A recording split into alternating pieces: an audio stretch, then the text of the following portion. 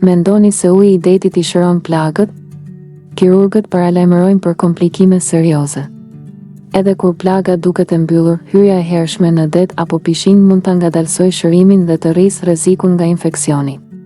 Shkuarja në pushime pas një ndërhyrjeje kirurgjikale për prindërit hap shumë dilema. A lejohet larja e fëmijëve në det apo në pishin? Ose a do të ndihmojë uji i detit që plaga të shërohet më shpejt? Këto nuk janë vetëm pyetje që lidhen me fëmijët e sapo operuar, por edhe me të rriturit, ndërsa përgjigjja nuk është aq e thjeshtë sa mendojnë shumë njerëz. Një nga bindjet më të zakonshme është se uji i detit i shëron të gjitha plagët.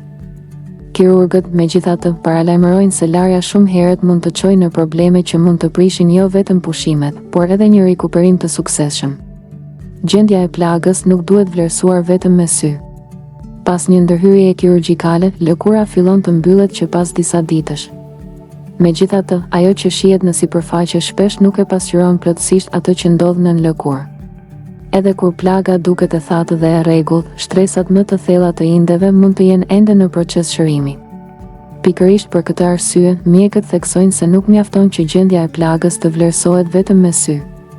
Zhytja e parakohshme e plagës në ujë mund ta zbusë indin, ta ngadalsojë shërimin dhe ta rrisë rrezikun nga infeksioni. Larja e fëmijëve në pishin, freskim apo rrezik i fshehur. Shumë njerëz besojnë se uji me klor është plotësisht i sigurt. Mirë po, edhe pse klori e ul numrin e mikroorganizmave, asnjë pishin nuk është sterile. Në ujin e pishinës mund të gjenden baktere, viruse dhe kërpudha, të cilat të një plagë e hapur ose jo plotësisht të shëruar mund të depërtojnë në inde. Përveç kësaj, qëndrimi i gjatë në ujë mund të zbusë lëkurën rreth prerjes kirurgjikale, gjë që e vështirëson shërimin normal.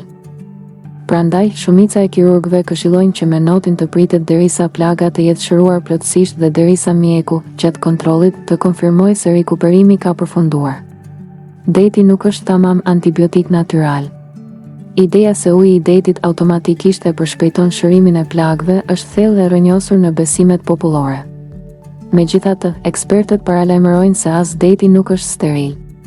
Uji i detit përmban shumë mikroorganizma, ndërsa numri i tyre mund të jetë veçanërisht i lartë në porte, marina, zona bregdetare me shumë pushues ose pas rreshjeve të mëdha të shiut. Te lëkura plotësisht e shëruar, larja zakonisht nuk paraqet problem. Mirë po, te një plagë e freskët kirurgjikale situata është tjetër. Bakteret nga uji mund të shkaktojnë infeksion, skuqje, ëndje, dhimbje ose rrjedhje sekreti nga plaga.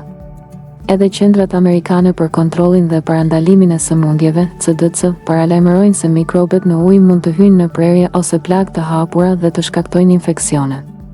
CDC këshillon që personat me plagë të hapur, veçanërisht pas një ndërhyrjeje kirurgjikale ose piercingu, të shmangin hyrjen në ujë. Nëse megjithatë hyjnë, plaga duhet të mbulohet plotësisht me fashë të papërshkueshme nga uji. Edhe Shërbimi Shëndetësor Kombëtar Britanik, NHS, këshillon që pas operacionit plaga të mos zhytet në ujë, për shembull në vask ose pishin, derisa të jetë shëruar plotësisht ose derisa mjeku të thotë se është e sigurt. Kur është vërtet e sigurt larja? Nuk ekziston një rregull universal që vlen për të gjithë pacientët kur bëhet fjalë për pyetjen se kur është vërtet e sigurt larja. Koha e rikuperimit pas një ndërhyrjeje kirurgjikale varet nga lloji i operacionit, madhësia dhe vendndodhja e prerjes, mosha e pacientit, prania e sëmundjeve të tjera dhe shpejtësia individuale e shërimit. Të ndërhyrjet më të vogla kirurgjikale, mjeku shpesh lejon dushin pas disa ditësh, por për larje në pishin, det, liqen ose vask zakonisht duhet pritur më gjatë, shpesh 2 deri në 4 javë, e ndonjëherë edhe më shumë. Rregulli më i rëndësishëm është ky: vendimi nuk e merr kalendari, por gjendja e plagës dhe rekomandimi i kirurgut. Si ta kuptoni se ka ardhur momenti i duhur për larje? Për prindërit është veçanërisht e vështirë t'i shpjegojnë fëmijës pse të gjithë hyjnë në ujë, ndërsa ai duhet të presë edhe disa ditë. Megjithatë, disa ditë durim mund të parandalojnë javë të tëra problemesh shtesë.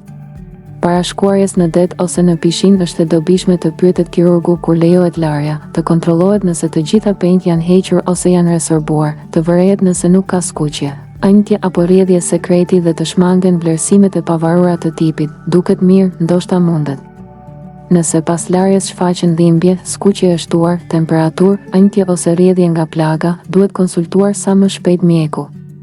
Në sezonin e pushimeve, shumë njerëz duan të harrojnë sa më shpejt faktin se kanë qenë në operacion.